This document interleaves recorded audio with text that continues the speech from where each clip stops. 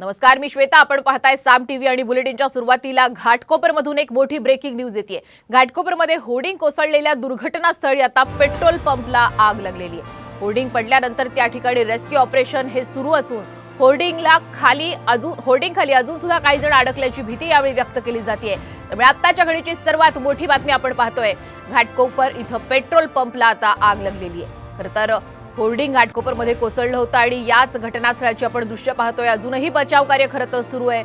मात्र आता या पेट्रोल पंपला आग लागल्यामुळे खरं तर हे रेस्क्यू ऑपरेशन आणखीनच अवघड झालंय अशी शक्यता वर्तवली जाते आणि आणखीनही काही जण होर्डिंग खाली अडकल्याची भीतीही यावेळी व्यक्त केली जाते. सध्याची थेट दृश्य आपण घाटकोपरमधूनच पाहतोय.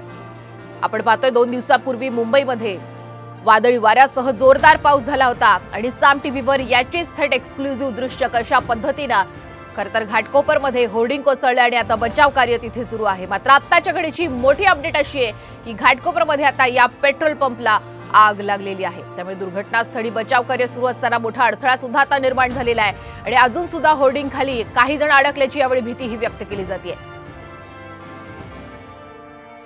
आणि याच महत्त्वाच्या घटनेसंदर्भात आपण अधिकचे अपडेट घेऊयात आमचे प्रतिनिधी मयूर राणे यांच्याकडनं. मयूर, घाटकोपरमध्ये पेट्रोल पंपला आग लागलेली आहे. रेस्क्यू ऑपरेशनमध्ये आता कशा पद्धतीने पुढे अग्निशमन दल जाणार आहे?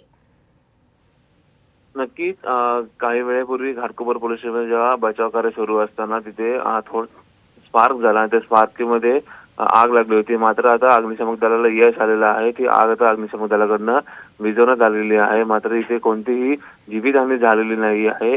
अग्निशमन दल आता पुढचे जे काम आहे आग विझवण्याचे ते देखील करत आहे. मात्र आग आता पूर्णपणे विझलेली आपल्याला पाहायला मिळाली आहे. नक्कीच मयूर, ज्या पद्धतीने तुम्ही सांगताय की आग आता विझवण्यात अग्निशमन दलाला यश आलेलं आहे, पण अजून सुद्धा होर्डिंग खाली काही जण अडकल्याची भीती व्यक्त केली जाते. साधारण किती जण अडकले असतील असा अंदाज आहे? साधारण त्याच्या खाली अजून जे होर्डिंग आहे ते पूर्णपणे उचलण्यात आलेले नाही आहे.